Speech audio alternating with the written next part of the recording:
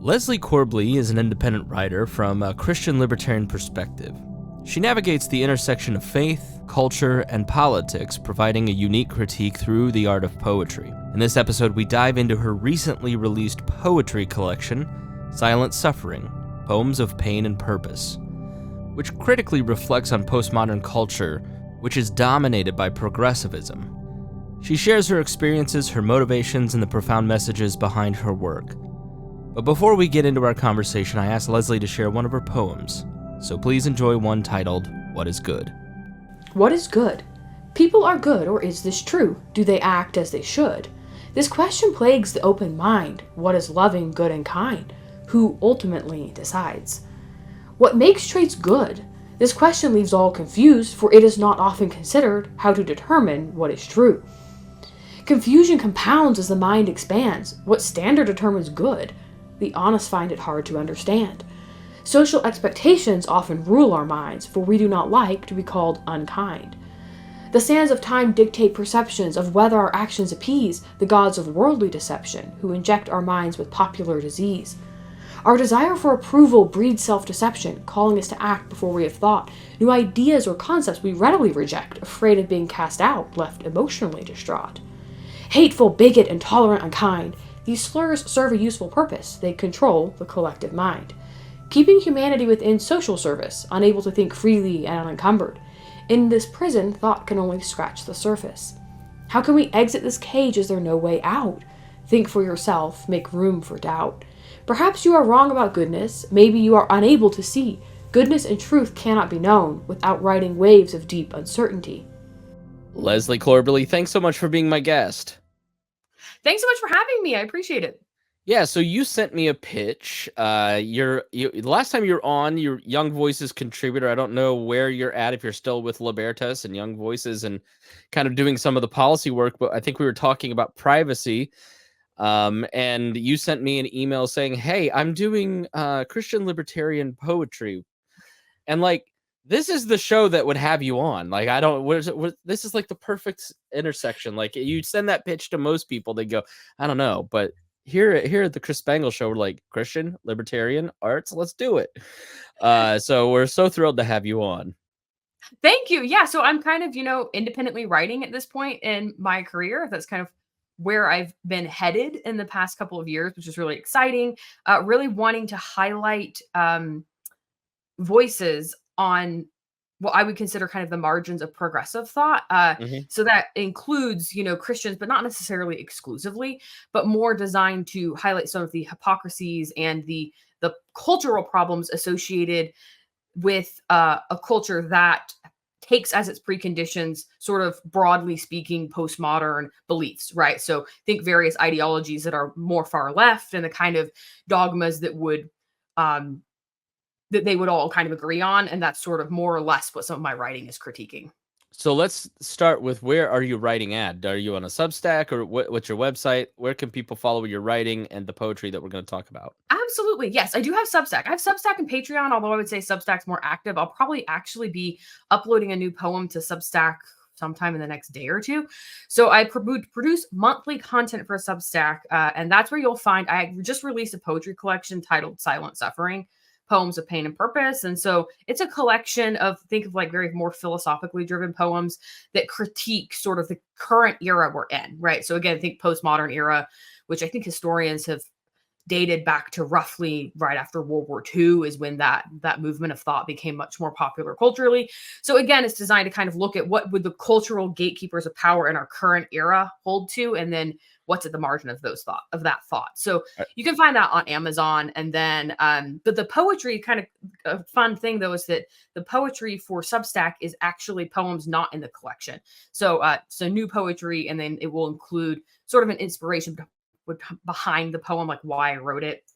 And that's kind of what that monthly content looks like. Forgive me. So if you go to Amazon, you can buy a book. Yes. And you look up, okay. All right. You sent me the link here and I failed to click the link. So being a bad host, Silent Suffering, Poems of Pain and Purpose by Leslie Corbly, which you can find at Amazon. And I'll make sure that we put that in the link. We'll define some terms and kind of get into the cultural conversation after this question. And I hope you forgive me for being rude to a guest, but poetry? Really? Like, why poetry? Like, why not like start a TikTok and rant and like, why, or maybe some music, or what's poetry? Why'd you choose that? You know what? It's a fair question. I would expect to get that. So actually, I started with poetry intentionally. So one of the reasons I started with that is because I believe the most fundamental aspects of the human experience and human reality are pain and love. And one of the and so I started with pain, right? That's one of the things we pretty much all are hardwired to be able to connect to, and it's also something that on the progressive side is often talked about in the sense of against sort of traditional leanings and highlighting of how certain traditional values and the way they're lived out culturally can cause pain and harm.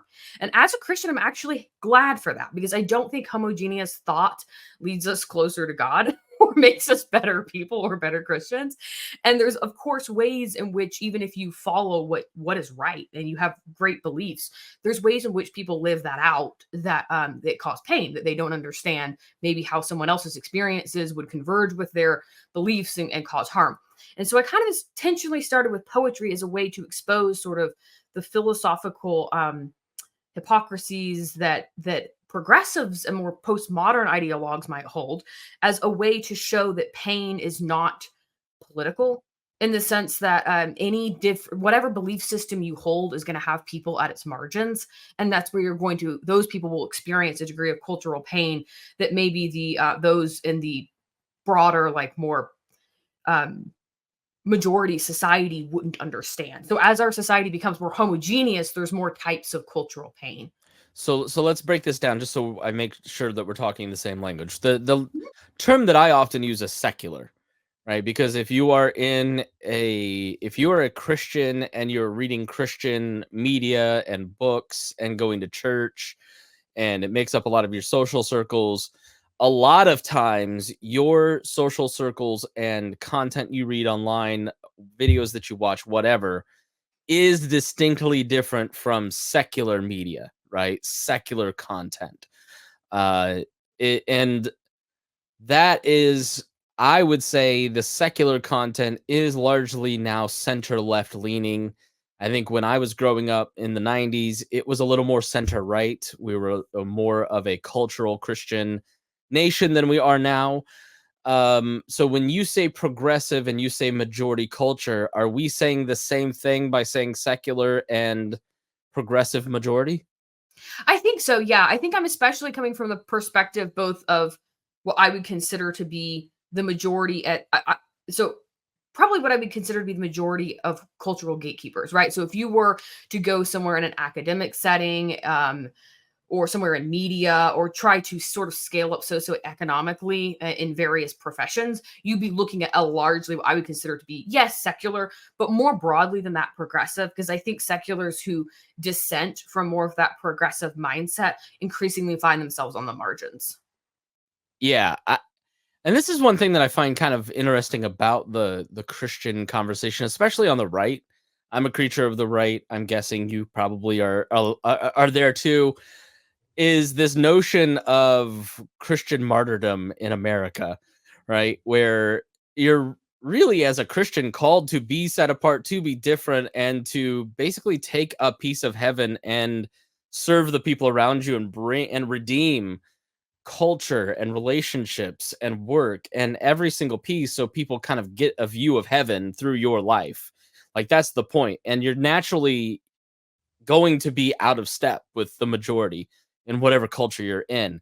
Like it's just one of the deals that comes with being a Christian and being a faithful Christian, I should say, not a cultural Christian.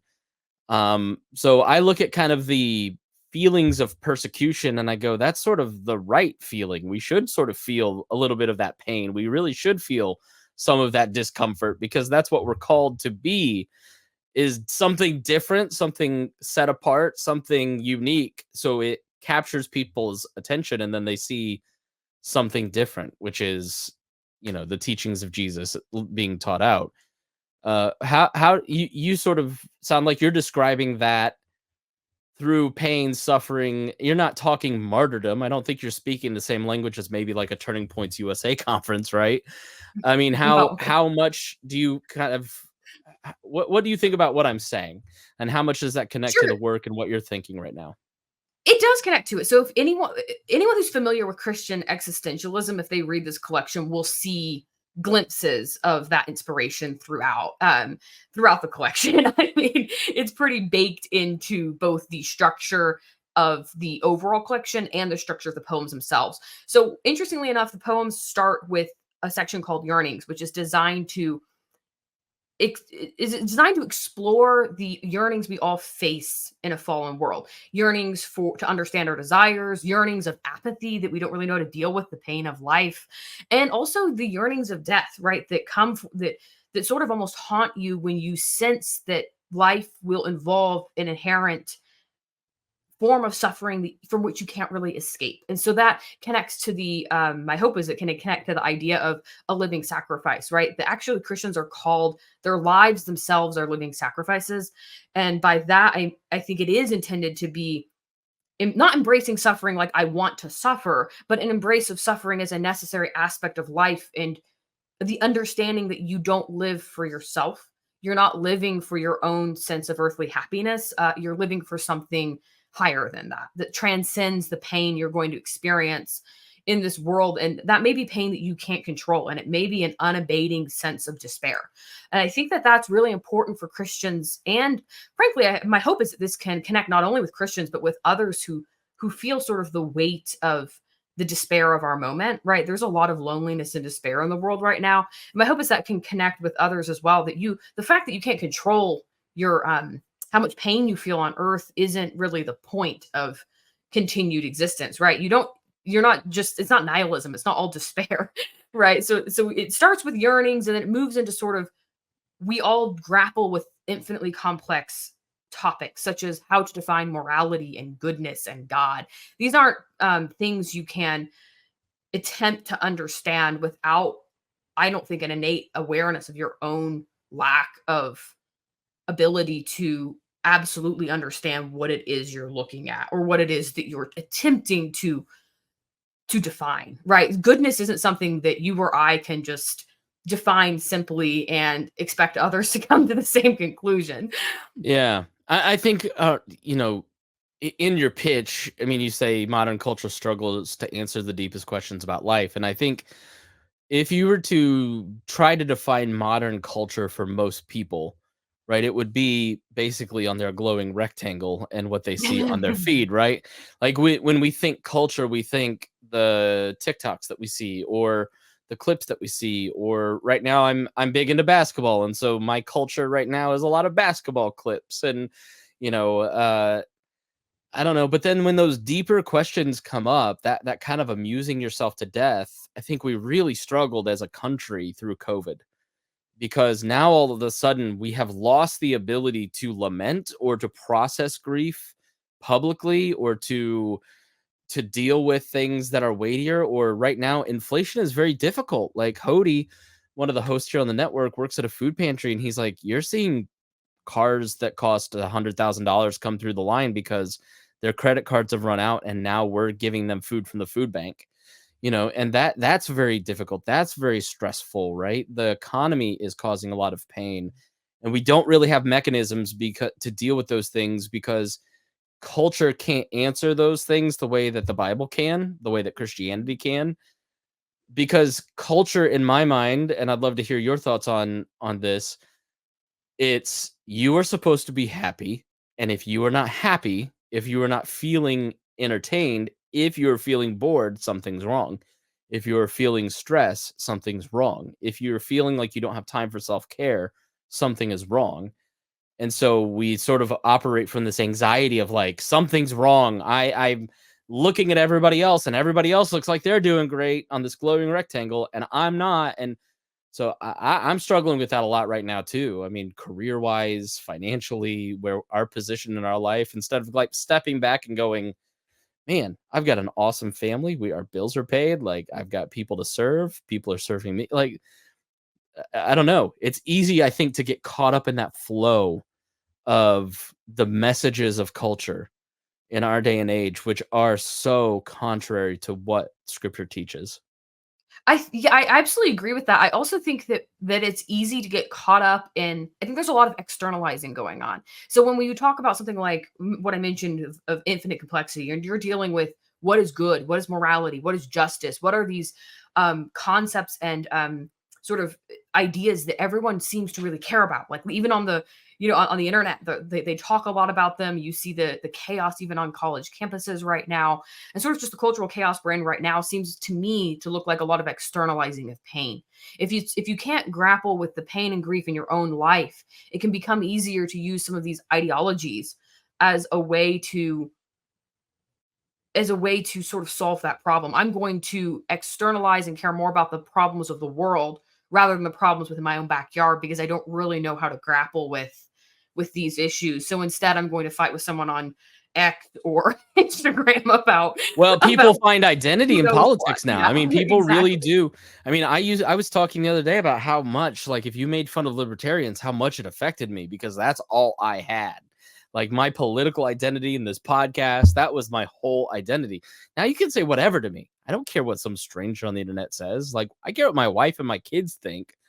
Like, I care what my employers think, my client, like, Exactly, but it's a lot different than the weight of a stranger's opinion about my philosophy, which really matters to a lot of people. But that's where I kind of want people's heads to go is that your philosophy, this idea that I think was more common, frankly, prior to the postmodern era, certainly, which, the postmodern era is much more critical of absolute truth. But prior to that, this idea that you could have a rationality that sort of transcended your emotion and the other aspects of your humanity isn't really true. People are very tied to their philosophies because they identify with them. So when you poke at someone's philosophical viewpoints, often behind that is a lot of human emotion, right? And a human emotion that drives people a certain way. And people can obviously, I'm not saying that you shouldn't care about your intellect or you should just abandon any desire to be rational in your argumentation or your thoughts. But at the end of the day, this idea that you can separate, segregate the left and right brain isn't true. And that was one of the reasons I chose a poetic format in addition to writing nonfiction. So the nonfiction manuscript isn't yet available. I'm hoping to have that done by the summer and available.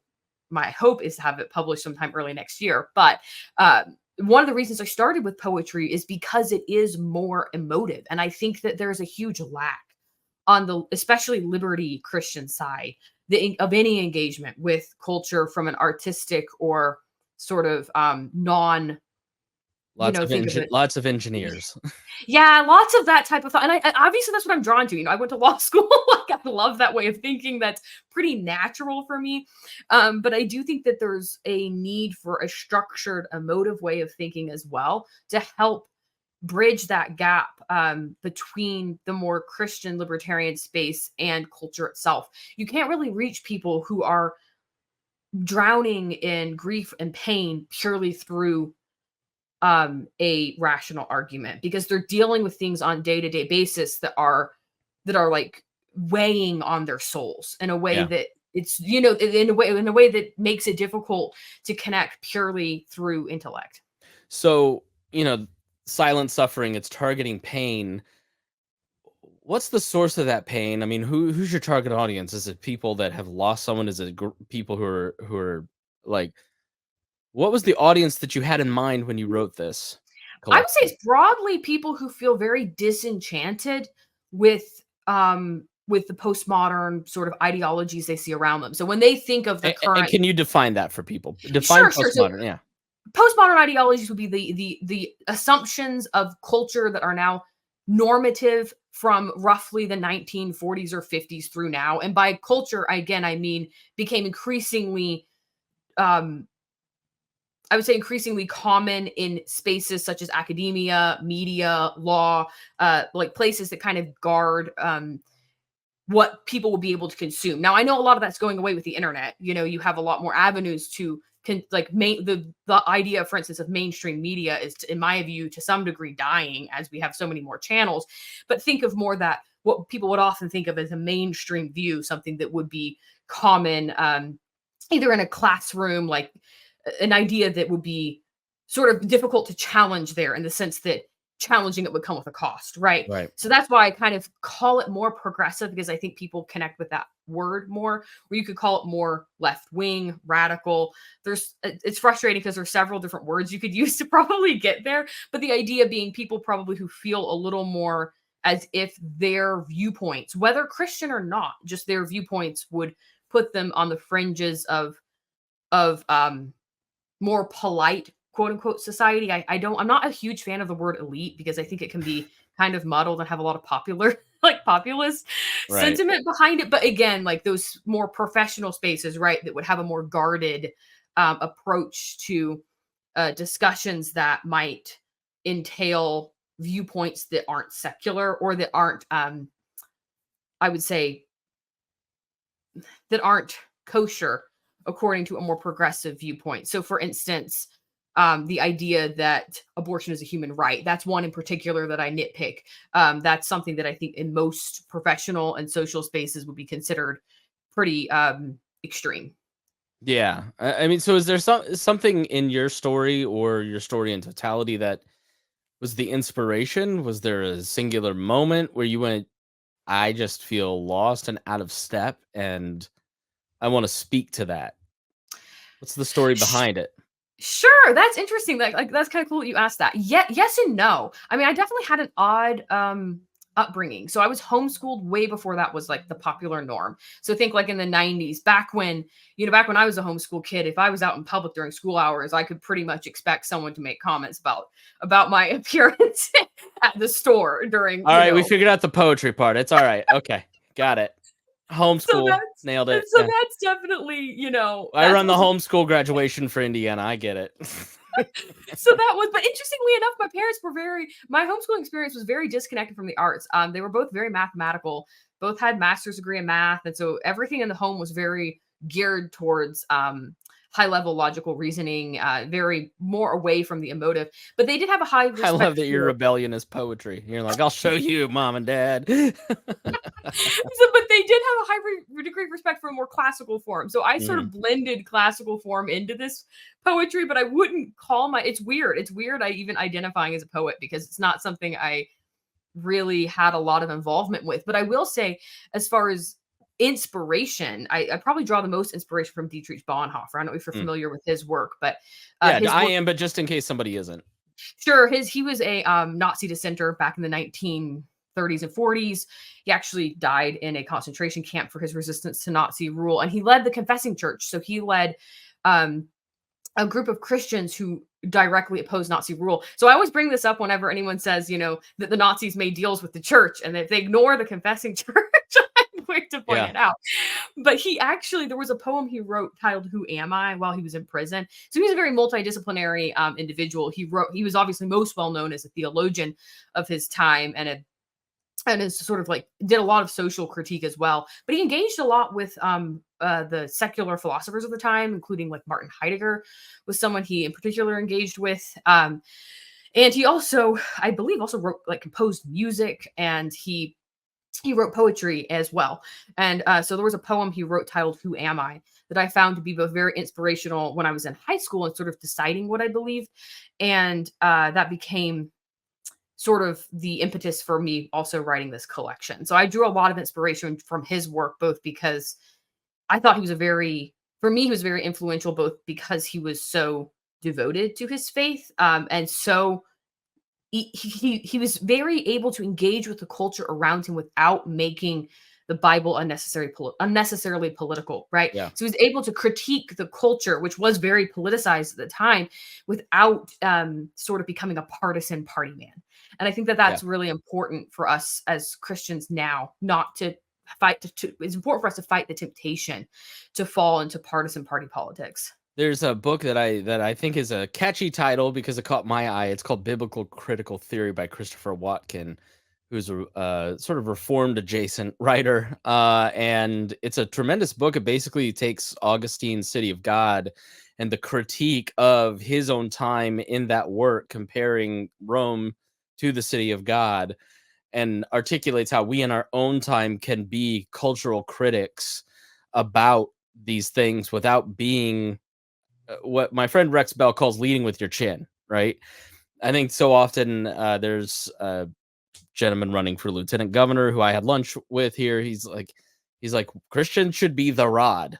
And I think politics and, Christianity should be melded because we should fight and fight for what we believe in. It should be influenced it through the political system because, yes, the rod and the staff. I think Christians often want to be kind of meek when really we need to be tough and say, because that's how you're going to advance the ball.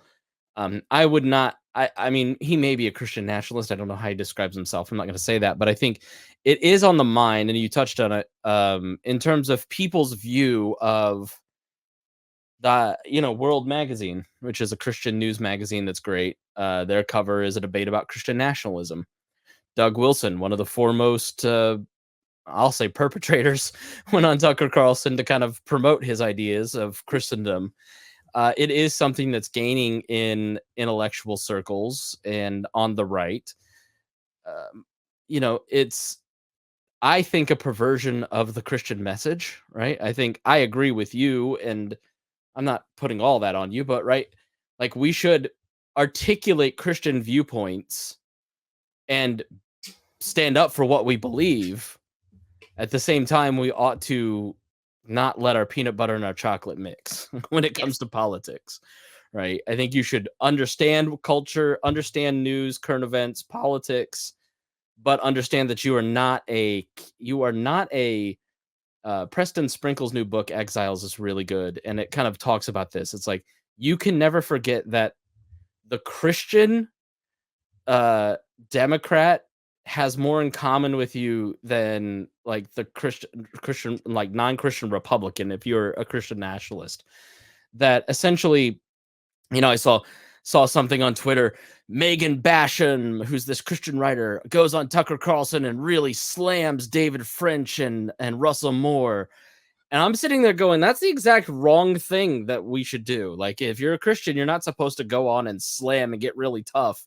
Like, to me, that's giving into the incentives of like virality in media.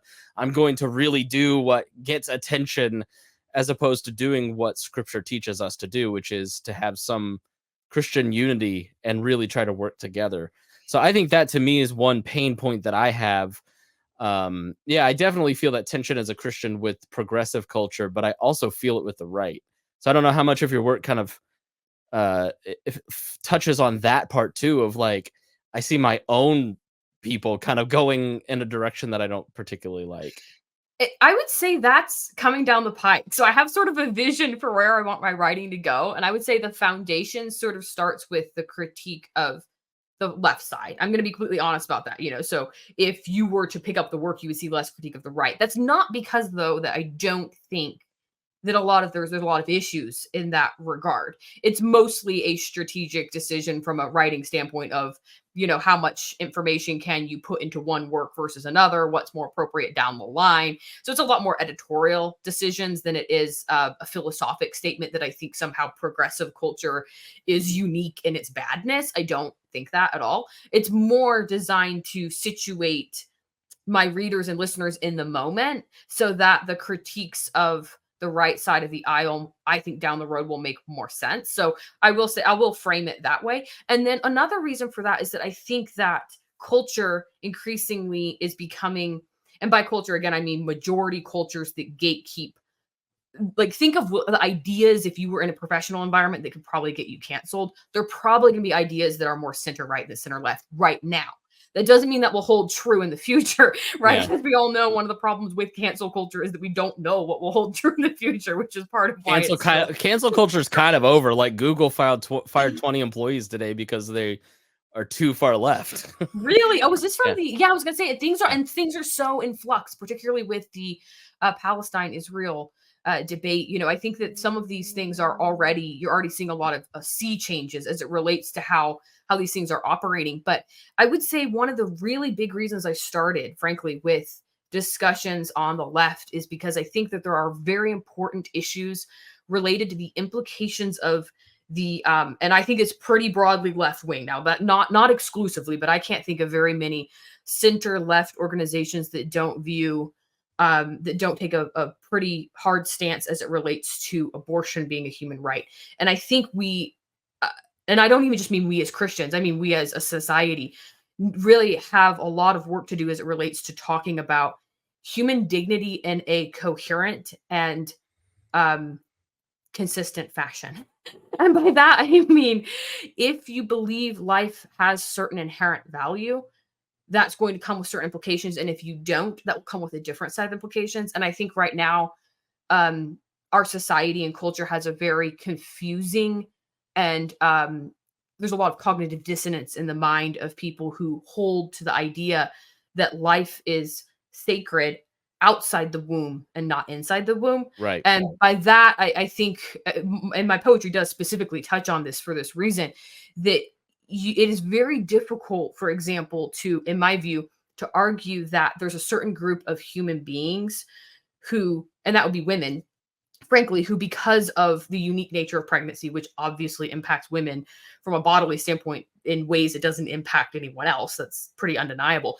But if you're going to say because of that, they have, then this class of people has the just authority to determine the worth of another human life, what you're saying is that women, in some real sense, have the just authority to determine which human beings get to partake and play in the game of life. Yeah. That's more or less what you're saying. Now, let's say that's true. You believe that's true. It becomes, in my view, very difficult then to argue that the humans that come into the game of life don't have the just authority to make the same moral calculation. Why can they then not determine whether they want to live or die? And I think when you see in the Western world with a lot of increase in the impetus towards euthanasia, assisted suicide, things of that nature, both in Canada and the Netherlands, it's becoming more common. What you're seeing is, frankly, in my view, a continuation of a philosophic statement, it's a consistent, like expression of a philosophic belief, right, about the innate worth of people. Now, as it relates to the poetry, I didn't put anything about maid in the poetry, but as it relates to the poetry, there's another fundamental tension on the left side of the aisle that and the reason I bring this up is I don't see this discussed anywhere. So I thought, well, this is really important to discuss, is that you have discussions of the hypocrisy of Christians as it relates to how they treat certain historically marginalized groups. For example, trans people. That's the most relevant example here. The idea being that the ways in which religious or center-right people, whether religious or not, frankly, is fairly irrelevant, but the ways in which they treat trans people may suggest that they think trans people shouldn't exist. Now, I'm going to be the first to admit that there's some rhetoric going on around people that I think is really damaging. And you're like the head of the Babylon Bee, and you claim that trans people are mentally ill, and then you continually make fun of a mentally ill person. That doesn't make you a good person. That makes you someone who is mean to people that are mentally ill, right? Like, that to me is just an inconsistent ethic on our own side. But I agree with you. Like, I just think I decided a couple years ago, 2-3 years ago, that the main thing for me in terms of a paradigm in which to examine current events was to get really clear about the Imago Dei. Yes. That we are created in the image of God. And so what are all the different things that spring up out of that? It isn't just the abortion issue. That then extends to all kinds of different ethics that progressives will reject, and sometimes conservatives. Where does your sense of justice come from? Why is it illegal to murder someone? Why is it illegal to rape someone? It is because they are created in the image of God, that we are a distinct and separate and special class of being, as opposed to just another animal meat sack walking around, right? And and I think, to me, that extends to immigration, right? Which is why I'm more quote unquote liberal on immigration than maybe other people. I just think if we think these are natural rights, then they extend to people that aren't citizens, right? Like that.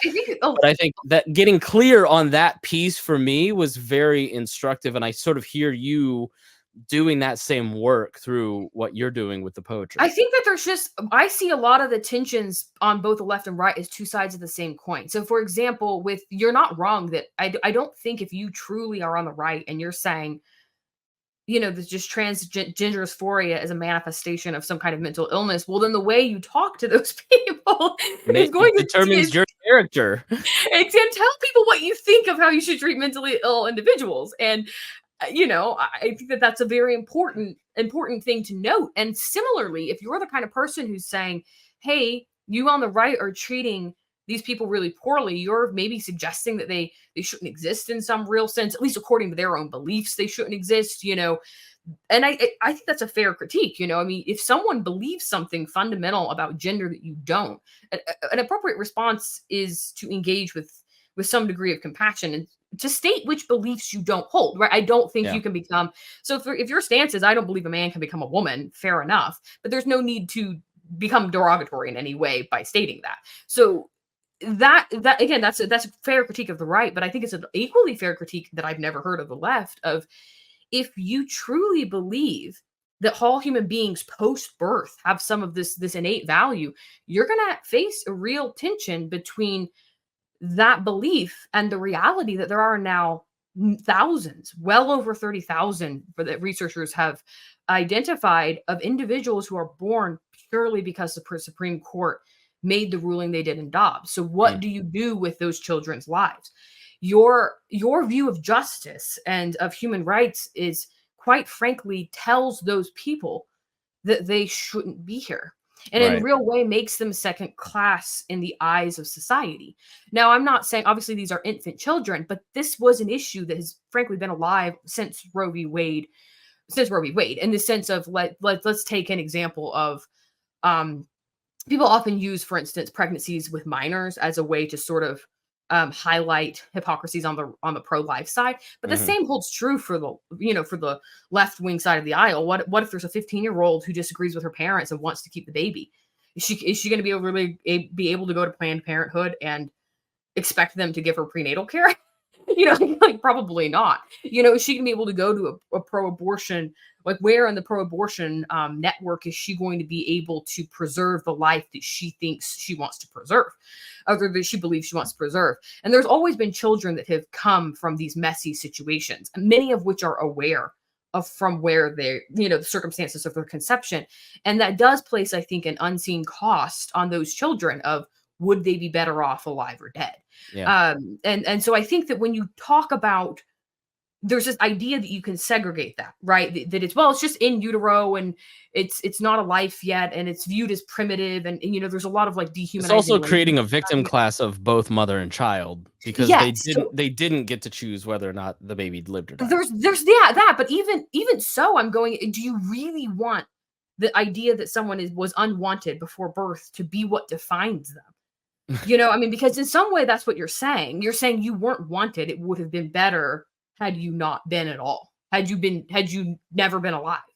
And so I think that there's if your stance is that we should treat everyone with care and compassion and you can't sort of look at that log in your eye, there's a disconnect, right? There's a cognitive dissonance that isn't really often talked about or really discussed in the reality of the terms that it exists. Yeah. I just think degree, right? When it comes to abortion, okay, we can look at the 12-year-olds and use them as the baseline for our argument, or we can look at the birth control abortions, which are like overwhelmingly the typical abortion. Like Bill Clinton was at least honest and said, I'm not crazy about that. Right now, this is healthcare. It's not having a toe amputated because of But diabetes. It's a little but bit that's different. But that's unfortunately where I'm concerned, right? That we're moving in this direction of having policy conversations about people, right? Because and partially that's part of the reason I'm libertarian, frankly, is because I think it's so damaging when you give government so much policy power, because then all of your ability to separate culture and becomes almost impossible. And of course, there's some degree of overlap always between politics and culture, but increasingly, our policy decisions impact people at a level that they shouldn't impact them, in my view. Of course, with abortion, you're in a little bit of a different territory because it's kind of impossible for the policy not to impact people. But I don't think that we're engaging with the actual varying ways in which pain and marginalization emerges in a heterodox society. So if it's okay, I was going to go ahead and define that. So Sure. if you're more on the left secular side of the aisle and you think people should be able to actualize their beliefs regardless of how niche they may be, the one of the things I think leftists then ignore is that if you have a shared system of belief, it is easier to identify who falls on the margin of society because there aren't as many beliefs competing. But Right. as you insert more complexity, more different beliefs, you actually increase the variance, like the varying degrees and types of pain and types of marginalization because it becomes related to a smaller niche community that exists in a larger whole. And I think we're increasingly seeing that in society, and I don't see a lot of discussion of it. And I think the more we're able to, again, as much as I think it's fantastic that we critique the right side of the aisle, I think there's more fleshed out critiques of that because it's been ongoing for longer. And I don't see as many corresponding criticisms as it relates to who falls on the margins of new beliefs as they emerge. Does that Well, make sense? yeah, I think there's partially you're right because uh they're gonna do it again, right? Trump got something like $2 billion in free advertising in 2016, and that's how he won. And now it's wall to wall. We promised not to do it in 2024. Okay, you're doing it again, right? And so I think he has come along and shown a spotlight for moneyed media, right? Like I'm not gonna say mainstream media, but media that has resources that can drive a lot of these conversations because he is unique, he is different, and he does represent a subculture of America that people don't understand. Like coming from rural America, coming from suburban America, I understand like and being libertarian, I understand these people perfectly. Like that's why I'm more critical, right? Because I'm more familiar with it. I don't know somebody who is as progressive, right? Like I can kind of pick it out and I see Taylor Swift and I go, okay, she's this way, that way, right? Like it's just not as intimate to me. Um, but I think the discussion is so much more about the faults of the right. And I do think that there is now an infrastructure for criticism of the left. I just think that a lot of that is done really poorly. And I think that it is done often to fundraise for the new media outlet that they're trying to start, right? And they're picking topics that people really want to push the buttons on, and it's not always done in a very thoughtful way. And I do think that thoughtful people kind of get drowned out. That's where I do think podcasting and shows like Joe Rogan, they're vilified by the left because they give an unfettered access to like Theo Vaughn, comedian, doesn't know anything, right? But he has the border chief on for 2 hours. I learned more about like what a lot of right wing conservatives and border people have been talking about in that 2 hours because it's just unfiltered, right? He got access to a large audience to just kind of say his piece. And it wasn't like filtered through a lens of like, here's what you need to think about this. And I think that we have kind of an infrastructure now where the left is getting its critique and they hate it. And that's where I'm hoping to, that's one of the reasons that I entered into this space really was because I think that there is a high need for thoughtful critiques of frankly both sides. And again, I started with the left because I do think that there are fewer well thought out critiques of the left.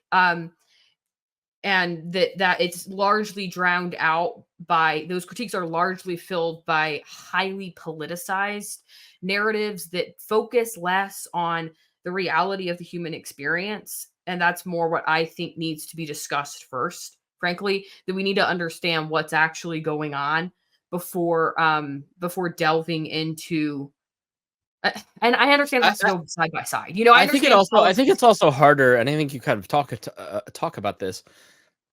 So much of the rhetoric of progressives is wrapped up in empathy. Yes. And if you're against them, then you are not empathetic and you don't care about these people. And I think that's a corrosive way to have a public debate of any kind. Well, it's corrosive, and that's one of the things I sort of it's a subtle theme in my book.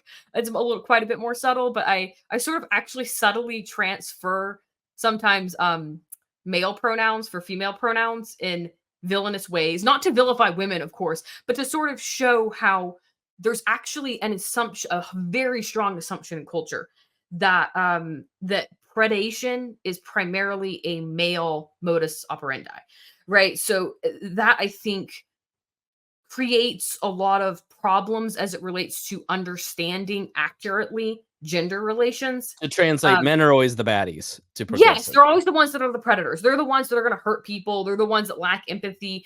So there's a lack of understanding of what female driven like perpetration of harm looks like. And I think one of those, and again, it's metaphorical. I'm not saying all women do this by any means, but Right. one of those things can be a weaponization of the concept of empathy, right? That if women, for instance, actually in fact possess more emotional intelligence, I think that also is a form of power, right? Mm. Because knowledge is power, and the ability to use knowledge in a sophisticated manner is, of course, something that can be used in the wrong way.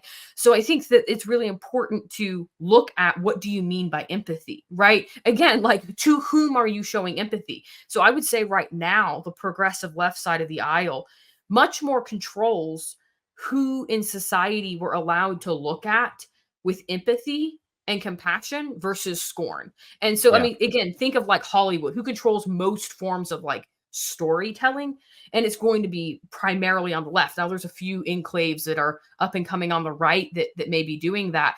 But my concern, both with the up and coming stuff on the right, and is my concern with that is that it's going to end up being binary. Does it make sense? So people Yeah. see this type of pain that the left shows, and then a It- binary type of pain the right shows, and then there's all this other, like It's unexplored. inherent. It's inherently political. It's not trying to tell a Yes, story. It's like Christian movies. Christian movies at exactly. their core are propagandistic. They're not trying to tell a good story. They're trying to tell you a message so you believe the message. And that's why so much of I think the critique of the left stuff doesn't really connect with people on the left a lot of times. They're not going to tune into Ben Shapiro and hear something that they think sounds like them, because if you were a progressive, let's say you are a 28-year-old white female who lives in New York City, like, and you tune into Ben Shapiro, you don't hear someone that understands you, because you think and you have expectations of who you are that are very positive. Just like the guy who calls into talk radio has a very positive view of his beliefs, right? Like it is very postmodern in that we have all selected the best view of ourselves, and we sort of reject that the fact that I think in your, like sometimes your critics are right, Yes. in terms of what, like if like the trans person that you were talking about, hey, the way you're talking about me makes me feel like you want to kill me. Right? Yes. Well, so maybe your messaging is probably like not good, right? And I think if you're a right-wing person, you always sort of read the news and get the sense of like, if Republicans died, the world would be so much better. Like that's the Yes. right? And so there's not this attempt anymore to kind of like persuade. That's why I think like a Jon Stewart connects to people, Mhm. because he's trying to start at exactly where you're talking about, which is like, let's just kind of take everybody seriously and then figure out what, like toss out the hyperbole, um, And I think that and that work towards strengthens an in my view, understanding. I think that also is important because it strengthens the use of appropriate forms of hyperbole and passion and anger. I think those actually have a place, and I think sometimes they're sort of seen as, for instance, one of the reasons I think David French is often critiqued, or at least what would be a more valid critique if it weren't sometimes just trolls online Right. saying crazy stuff, but a more valid critique of some on the right, and I don't really want to name him because but some on the right would be that there is a tendency to fall into the trap in particularly more professional spaces of, oh, I don't want to appear unempathetic, right? And Right. sometimes that means ignoring certain types of pain that are primarily caused by progressive cultures that sort of have their own blind spots, right? So I don't think there's anything wrong with exposing that, but I think you lose your persuasive power when you make it nothing but a hatred of those people, or Yeah. you're constantly using hyperbole. Well, then no one can really take that seriously. And part of the problem, of course, in our broader ecosystem is that that's so common that that's pretty much most of what people see now, right? Are critiques that are over the top, or unnecessary, engage in really unnecessary forms of aggression against someone who disagrees, which is of course not really ever valuable. So I think that's where I really tried to combine So this discussion of pain with an appropriate use of, hey, there's something real here. So some of the poetry can come off as quite provocative, but it's not cheap provocation, right? It's Mhm. not a cheapening of the critique of the idea. It's clearly a critique of the idea and its manifestation in society, not a critique of an individual, as in you're a terrible human being, you have no Right. purpose existing. What are You know? some examples of, like, avatars that you were thinking about when you describe some of the pain? Like, what are some pieces of progressive culture that are marginalizing people that you feel like, "Look, I really wanted this poem to speak to this person who's experiencing this." Definitely, there was definitely a poem very directly related to what I call Dobbs babies, which are children who I feel for them, and some of that is my personal background. I was, I have a background with the verbiage of abortion, which I won't go into here, but if anyone reads the collection, there is a poem that is autobiographical titled "The Shadow of Death," and so that in particular for me was one that I felt needed to be highlighted, both because those children. Um, they obviously aren't yet capable of the kind of consciousness that would allow them to understand that some people may have mourned their births, but that is Yeah. very real, and it will be a real dynamic for them down the line, and they are a tiny minority, but I think it's really important to for them to hopefully see that someone cared about the plight of what that may feel like for them, in a world that otherwise may not. And then as it relates to, gosh, I'm thinking of other avatars. There's a poem on hope in there that I really wanted. I was thinking of kind of the Christian who feels the weight of sort of the despair of our moment, and even people who aren't Christians who feel the weight of the despair of our moment, to really engage with the idea of hope in a real way. And by hope, I mean you're seeking and kind of hope as a habit and a practice of pursuing good in spite of pain increasing, right? Yeah. Like pain in your life may continue to get worse, you may not see a way out, you may not understand your circumstances, and yet you hope, right? This idea that sort of to fight almost against this idea of nihilism that is frankly philosophically quite rational in our age. In a postmodern age, nihilism, the problem with nihilism is that it's actually very rational. It makes sense for you to give up. Nihilism meaning, like, nothing matters. It's all gonna Yeah. end in disaster anyways, Yeah, whatever. and you can do what you want. I think that there's not, I think, and especially for younger generations, I think that we're doing a very poor job of teaching them the purpose of hope. Because Yeah. if all they have is the ability to express themselves individually, right, with a very individualistic sort of left wing, more ideas of individuality and, that you can create your own purpose. Well, when someone feels as if they can't, and they fall into, deep despair, to them ending their life can very well look like the most rational option, according to the idea that maybe they don't want to experience this much pain, right? I They read would about rather not. a 28-year-old girl in Britain who decided So to end her life through assisted suicide because of depression, and I'm sitting here as someone who's 40 who was that person at 28, and it makes me wanna cry about how much she's not going to experience because of all the great things I've experienced. Like, I put my obviously, I'm, like, putting myself into her shoes, but I just wanted to say to her, like, "You have no idea how much better it gets," because if you I do think one source of cultural pain, like, I'm as an older millennial, I think you're probably a younger millennial, we came up in the late 90s with this, like, great sense of promise because the internet was going to come in and it was going to offer all these awesome opportunities, and it did. Like, everything I do for a career didn't exist when I graduated high school. But it's different, right? We're all going to be famous. We're all going to be changing the world. We're all going to be significant culturally. We're all going to be our own little Winston Churchills, right? And you get to 40 and you sort of go, I graduated high school in a depression or a recession. I graduated college in a recession.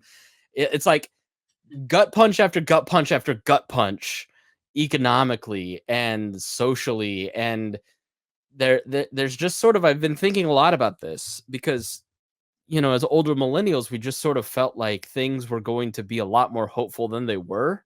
And there was always this, like, notion of, like, we're going to change the world, which is much different than the Gen Z nihilism of, like, it's not going to be changed, like, just get over it, right? Or Gen X. and that sort of like pulling back of like, hey, start preparing for retirement now. And you're I don't know. And it's hard when you were given this frame in school of the world, but really in reality your frame is supposed to be the people at your funeral and their success and your success, as opposed to it really matters who wins, Trump or Biden. It really matters this or that and climate change, blah blah blah. Right? Like there's this global consciousness that was fed into us that I think causes real issues for people in the older millennial generation, because it's not going to change, right? Like that notion of you're going to be happy, you're going to be wealthy, you're going to be where your parents are, you're going to blah blah blah. Like those things aren't happening because of progressive economic policies, or they're not happening because we were just promised a bunch of bull crap, and worldly notions as opposed to biblical notions. And I think there's that's one just thing that has just been eating at me the last couple months of I just see so many of my friends from high school really struggling economically, emotionally. They're not happy, right? Because it's that constant comparison game. It's just, and it's all cultural. Like if they step back and like took a real inventory of things, that pain wouldn't be there, but it But was implanted in high school. some of those themes, I mean, it's so interesting that you mentioned all this because some of those are spot on. There's a poem Yeah. in the collection titled Dissecting Desires, which actually encourages people to do that, to take a step back Mm. and look at, because we are fed this idea that desires are good, right? You should lean into them. You should really understand your desires from a vantage point of satiating them rather than what I think is a more healthy vantage point, which would be understanding what they are, why you're having them, and then voluntarily determining what to do with that. Right, we're not really taught, or I don't think there's a lot of discussion of that aspect of desires, but doing that I think has so much benefit because it forces you to take a step back and to really look at the world and yourself from a more macro vantage point that's not quite as zoned in on just what do you want to fulfill yourself, but what is it you should actually, what desires should you be leaning into and which desires should you be fighting. Because this idea that like really truly, even though it's talked about on the left, no one really believes all desires should be satiated. Like, no, you can't really believe that. Yeah. Because once you start, You really think that like pedophiles should be like, brought into society, welcomed, encouraged, like I'm sorry, you need to be followed too. like no one, just no one thinks that. No one Right. because once you have a concept of morality or what's good or just, you can't possibly think every desire can be fulfilled or should be fulfilled. So we're all kind of to some degree doing this, whether we're consciously aware of it or not. And then of course there's this corresponding concept which I wrote a poem on, which is reclaiming the concept of prudence. Like, what is it to be prudent in an age of instant gratification and you can hop on your phone and Yeah. doom scroll for hours, or engage in whatever form of escapism is most appealing to you. Like, these aren't, we live, in my view, in a very impulsive age. Yeah. Impulsive action is very much encouraged, both structurally through how we engage socially, like technologically, and I think also philosophically. Again, because if there's no general concept of shared values of what's good and bad, it leads to people becoming, in my view, more compulsive, right? Because, well, I think this is good, and if you're your only sort of vantage point, if your vantage point of good is only in relation to what you want and desire and think is best for you, you're going to have a hard time not falling into more impulsive and compulsive actions because, well, I want it, therefore it's good. Therefore it's something I should have, therefore I should We're make it saying happen. the word you a lot because you're thinking about yourself a lot, right? And I think Yes. that to me is just fundamentally different than my grandparents, my mom's side, my dad's side. And so I think there are subtle critiques of, the way we use technology. I mean, I think I describe it in some places as, your eyes are fixed on a screen. We kind of escape in this way. We actually, I describe it as well, even with things as simple as what you do and don't see, because that's often baked into code, both literal code if it's AI, but also, the code of our medium, like, right, like like you mentioned earlier, if we're so siloed, if you're looking at one form of media, you're going to see who's undesirable and you're going to push them out. That's the tendency, right? Because we don't really have any kind of it doesn't seem to me strong incentives to actually speak to one another about our pain in in a way that is both real, right, genuine, like this is what my pain and suffering and feelings of my existential feelings actually look like in real life, with someone who may view that pain in a very different light. Does that make sense? So, for Yeah, example, let's like put it out on social media and let and get like, follows and attention, but right. you're not You're getting not any kind of dealing with it. yes, and there's no like, because I think it's healthy to some degree, again, as long as you're having productive conversations, to talk to someone who may view what happened in your life in a very different light, Yeah. right? So obviously the trans debate is an easy one. I hate to keep bringing that up, but it's an easy one because if you believe that you're a man trapped in a woman's body or vice versa, and you're talking to someone who doesn't hold that belief, that's a very uncomfortable conversation. But I don't think it's one that needs to derail into insult hurling or other forms of like really negative communication that we often see, because these are frankly It's kind of connected the to attitude of like, it's not my job for you to understand my pain. Well, yeah. it, most people kind of filter things through their own experiences. So if you want, I hosted a podcast a decade ago, the third trans podcast ever, and it was called Creating Maya, because I wanted to understand why my friend was transitioning. And then there's no conversations about it anywhere at all. And just as a Christian conservative, like never dealt with this, like I wanted to just hear this person out and have her explain to me why what's going on, right? Like, and we did it.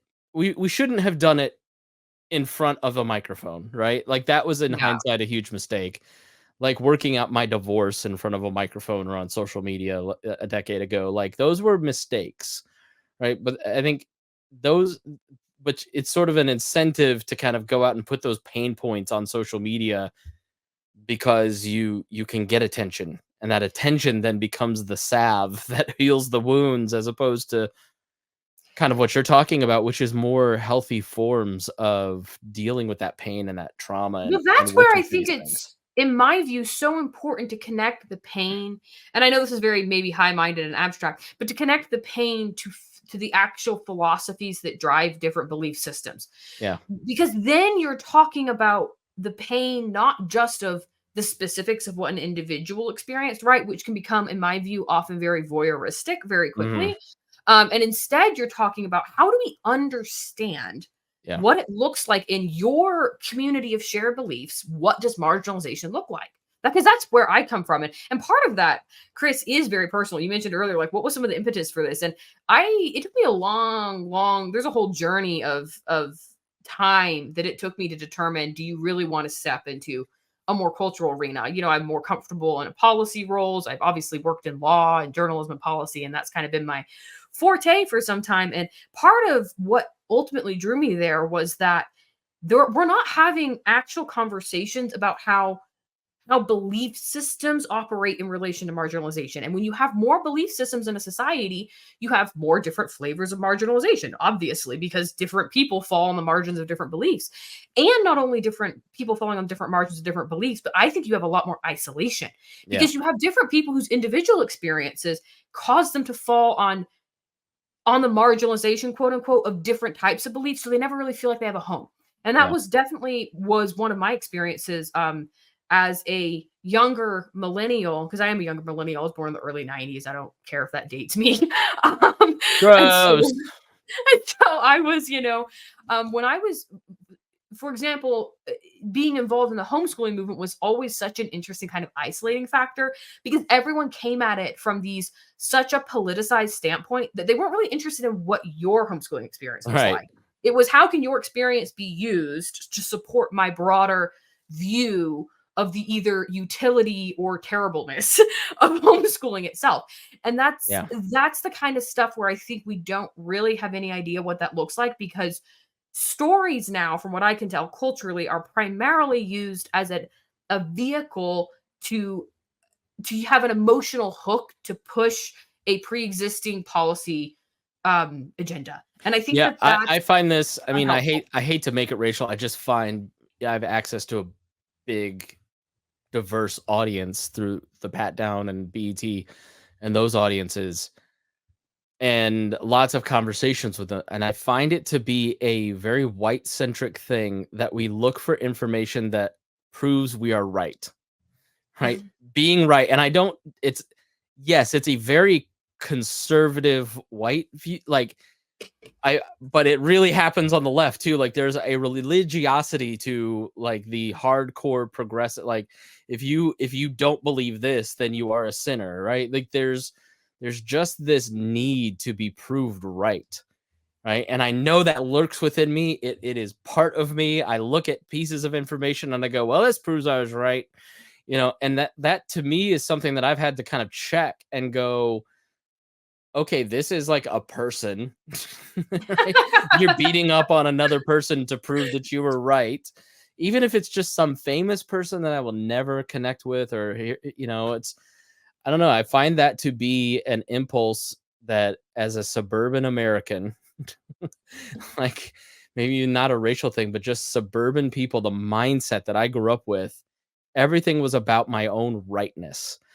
Uh, and that culturally is a thing that I've kind of had to fight a little bit in terms of my analysis and understanding people, and my Christianity has had to fight that Yeah. because when you are trying to look for confirming information, then you are not actually listening to the spirit and trying to understand what God is teaching you and the people he's trying to connect you to. You're trying to serve yourself by proving your worth through being right. And it's just it's a thing that I have noticed in my suburban world that I have lived in for 40 years that I don't see in other cultures that I interact with, right? Like it's not like there's sort of a live and let live with black like listeners and friends, and it's like, well, all right, fine. You know, That's fascinating because I think I went straight from a fairly obviously the pretty more extreme end. I mean, homeschooling back in the day was not normative by any stretch of the Yeah, imagination. But certainly in universities, I would say the same held true. So I yeah, was more in that academic kind of environment post high school. And that's still more or less when you're in the policy world, you're in a more similar type of avenue or type of cultural space, right? Has fairly similar norms that govern it. And so that's fascinating because I would say it was very similar. I remember some of the most striking things that I recall still from my first semesters of college were the extreme sort of prejudice like prejudice, not prejudice like I hate you personally, but prejudice as in the person in front of me clearly had only ever heard of homeschooling or right, from some extreme TV show they had watched. I mean, the right. questions you're getting are like questions that would be, I mean, if you were on a range of microaggressions, these would be macroaggressions. I mean, they were like You're bizarre clearly questions. FLDS. Yeah, I mean, I brought a lot of that baggage too because I had a lot of those like cultural assumptions about homeschooling, and my wife is the oldest of 11, homeschooled. She runs the homeschool prom with her family. We are on the board that runs the homeschool graduation here. Like I loved my public schooling. I'm not an enemy of public schooling. I think there's good things and bad things about it. We would homeschool our kid if we could. There's extenuating circumstances. Like to me it's like, well, there's good and bad about both models, right? But I didn't start out that way. I had to experience how much of a better education my brother and sisters-in-laws and my wife had than me in a lot of ways, and the experiences and how superior they were. Like it's exposure. I think a piece of this is, yeah, along with rightness, it's comfort, right? Yes. And Yes. so I tend to find people in suburban America love comfort, and I'm that way too, which is not a Christian doctrine. Um, if I don't understand you as a homeschooler, you make me uncomfortable. Yes. Yes. But that's again where I'm trying to go with this idea of there's nuance in this, and that's where I get you. If those for those who are interested in following along, you'll find a lot more content that continues to engage with these more nuanced stances, including the the upcoming book I'll be writing, but and upcoming works following that. Again, I have a very long-term vision of what I want my writing to look like. But when it comes to it's hard for me to stress enough that when it comes to things like homeschooling or other forms of um alternate lifestyle, so to speak, because that really in the 90s was considered a pretty alternate form of Yeah. lifestyle. There's a lot of, again, these boring kind of weird hypocrisies you see. I remember as a kid thinking it's so odd that I'm always hearing of how alternate lifestyles are a good thing from this more left-wing side, but God forbid you homeschool. That's like not the right kind of alternate lifestyle. We want a different form. And then you also have to take into account that there's a lot of complexity in each individual's experience. So I think are often like socially sort of supposed to think in binary terms as far as experiences. My homeschooling, like, and this was widespread when when people would ask me about, did you like homeschooling? It's like, well, it's a little more complicated than it was good or bad. There's a lot that goes Yeah. to what makes that experience good or bad. And there's sometimes something that you may have thought was amazing about an experience that you would 100% replicate, that you go, well, there was this other aspect that wasn't that great. So particularly when it comes to something, I think, like that, you're like homeschooling. Sorry, not just that, like homeschooling. You're talking about someone's, really what you're asking is what was your home life like? Does that make Yeah. sense? Because it's so intimately connected with your family that you're really asking someone to divulge the entirety of their home life, because it's so deeply connected, right? So the extent to which you had a kind of confusing, or, well, there were some things good about my home life and some things bad, is where your homeschooling experience is going to land. Nothing will pick apart the way that you were raised and the way that the family structure that you existed in, like getting married and having kids. Yes. Because now I look at the way that I was raised in a very secular, question nothing, go along with the flow, whatever your teachers tell you is fine, kind of like existence, compared to her existence of like libertarian Christian homeschooler, like we're too reformed to go to a Presbyterian church, like Oh like no. let's think about devotion, like an intentionality in every aspect that my parents didn't have. My parents almost had a this is not a negative on my parents because they did an awesome job, but there was almost we're running a business, we're trying to survive and keep our head above water, versus her family, which is like, well, maybe we sink below the water a little bit, but there's an intentionality with our kids that we're going to have that maybe other families don't, that I've learned a lot from, and that I kind of found a little bit negative or had a negative impression of. And I think COVID, if you look at COVID, this is probably a great example for people. People started with one view of COVIDiots. And I think 2 years after had a different view, or had moved maybe from, yeah, there are people still getting 2 boosters a month, right? Those are like fringe people. But I Mhm. think you saw people kind of start at one place and get to, I saw it with a lot of my progressive friends, like, wait a minute, you're telling me that I can get COVID if I get the shot? Like, you told me I wouldn't. So what's going on here? Right? Like, why are we putting the orange fencing around the playgrounds? Like, so I think that's one place where people for a year had a really harsh view of a minority in the country, and then sort of over a period of a couple years started to maybe not go all the way to certain places. Sure. But I think if you look at like the popularity of Robert Kennedy Jr., you'd sort of go, all right, maybe there's a lot more people that kind of moved towards Yeah. maybe even past where like I am with a lot of COVID stuff. And you go, all right, maybe the conspiracy theorists were right on these pieces. And that's, I think, far different than maybe 10 years ago, where if you were a conspiracy theorist or Alex Jones, I wouldn't take you seriously at all. I wouldn't even listen to you. Sure. Right. It's Um, it's I think you're 100% correct, and I think it's just a hard timeline to learn those lessons in, because everything is so siloed. I mean, heck, it's been a wild ride when I speak of the editorial decisions I've made to determine how I want to start fleshing out the writing and where I want it to go. It's tough, because long form is really not discouraged right now. And podcasting, I think, has really helped with that. But what I mean is that people tend to only engage with little snippets and bite-sized type pieces of information, and it makes it hard to take a step back and see enough information to fully contextualize different events. And that's where I'm hopeful that I can lend a really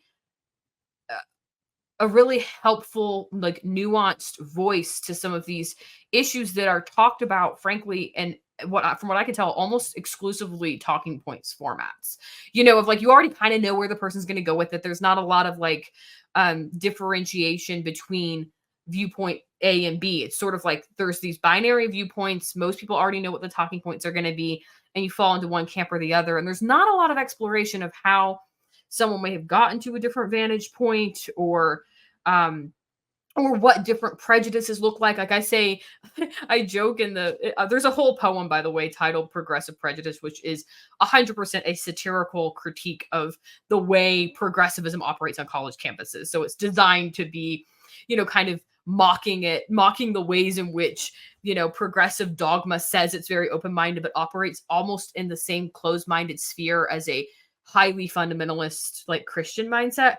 Where there's sort of zero room for like any kind of dissent. And I'm going, this is so weird. Have you read Noah Rothman's book? It's got The Rise of the New Puritan. Oh, I think I have that in my like checklist on like Amazon to buy. It's so good. That and also John McWhorter's book, Woke Racism, I think it's called. Yes, I've read that one. Yeah. Two very good books that kind of really think about the mindset, the worldview, and the operation of kind of the group think of it, right? Like, I think people think that they're individualistic thinkers, but we're all sort of pack animals, right? Yes. So we can't break out of the mindset of like, who are you choosing, Donald Trump or Joe Biden, so I can determine whether you're a good person or not. So let's go back and finish with hope, right? Yeah. And despair. I think a lot of people are despairing about this election, and they're kind of putting their faith in the wrong places. Like, what would you say to somebody that just feels totally dejected and despairing about 2024? I would say there's actually there's a lot of reason to feel despair. And I don't think that should be brushed over. I don't think hope is a simplistic concept of just hope in spite of pain, like that's an easy thing to do. However, we all exist in just a tiny subset of human history. I mean, I'm critiquing the postmodern era, but let's be real, the postmodern era hasn't been going on from a historical vantage point for very long. And so we all exist in this small subset of human history. And I think one of the things I would hope people take away from feeling this despair is that hope transcends not just despair, but it transcends your lifetime. You don't know what the effect of your existence will be down the road. And that's where I think, there's a Jordan Peterson quote where he talks about this, where he talks about sort of, you don't know the hole you're leaving. You don't know what other people are going to miss out on because of you. And I think that taking that attitude into day-to-day life can really help individuals to see past the hypocrisies and oppressions of the moment, because those are very real. They're going to happen. People are going to treat you poorly, so on and so forth. But knowing that you're not in control of what happens long term, you're only in control of how you respond to the circumstances that you've been handed, can help people to craft a more hopeful approach to life that's radically indifferent towards the outcome of whether, like, for instance, whether you're successful in your own life. That's less important than you having integrity in your day-to-day moments, right? The way you treat people every day, the way you try to understand the world around you in spite of maybe not even having the best access to resources or whatnot, or even the highest IQ. I think that there's a lot of wisdom people can derive just from contemplating what is good. I want to ask big questions and answer them regardless of where you're at in life, and trying to have integrity and live according to your conscience. These are the kind of things everyone has control over. And I think the more you pursue them and the more you pursue seeking out what is good, I think the closer you'll end up getting to God. I think a lot of people have come to faith that way. For instance, if you're truly trying to pursue what's good, I think that's always a good first step. Like, even if you're not someone who has belief or someone that would live or hold beliefs in accordance to the Bible, I think those are all things that you can do. And hope is something that can ground you. And it's a habit. It's a habit of saying, I'm going to continue to trust that if I live according to my conscience, then the best things will happen to me. Right? Not the best things like I'll suddenly get $1 million and have the home I always wanted, and, and have a life free of like harm. But yeah. All right, if I disappeared, you're watching on the video. I had a kid emergency. Leslie's a champ. She kept going, and is very understanding. So, thank you for that. I appreciate that. I know it's weird when like the host just like gets up and leaves. Hey, what happens? But hey, I was talking about the radical lack of control that you should try to exert over life. That you should be more concerned with just how you react and carrying on with your daily affairs. No, we are. Yeah, I mean, it really just having a family has changed so much for me. I mean, I my dreams and hopes and career and everything has just, I've struggled the last couple years because I'm trying to look at it and go, man, I operated for 20, 30 years out of this set of assumptions and motivations and have built a career trying to do X. And now all I want to do is just hang out with my kids, and I don't want to be internet famous anymore.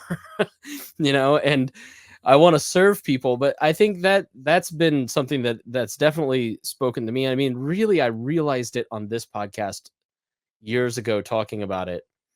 Because if we're libertarians, right? What can you really affect? Yeah.